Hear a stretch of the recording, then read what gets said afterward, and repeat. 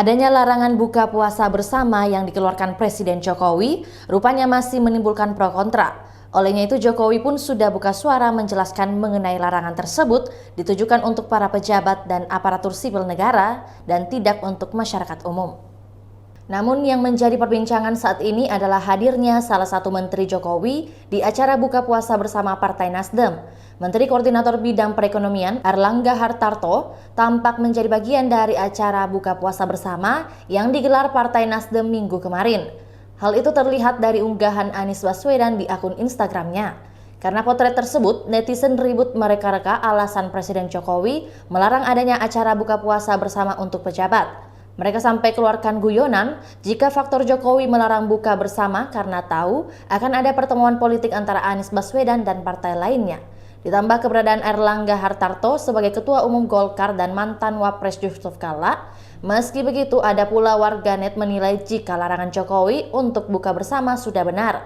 Sebab acara tersebut biasanya digelar menggunakan anggaran negara yang artinya menggunakan uang rakyat. Seperti yang dilakukan Pemkot Batam yang sudah menganggarkan buka bersama, open house hingga bukber dengan anak yatim dan masyarakat yang jika ditotal mencapai angka miliaran rupiah dari APBD 2023. Juga DPRD Solok Sumatera Barat yang sudah menganggarkan dana mencapai hampir 200 juta rupiah untuk acara ketua DPRD dan wakilnya secara terpisah.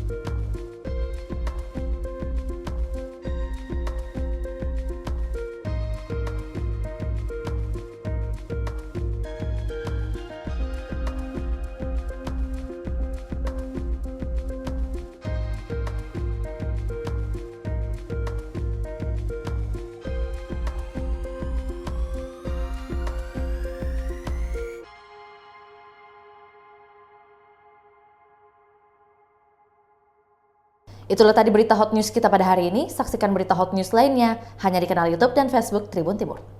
Terima kasih sudah nonton. Jangan lupa like, subscribe, dan share ya.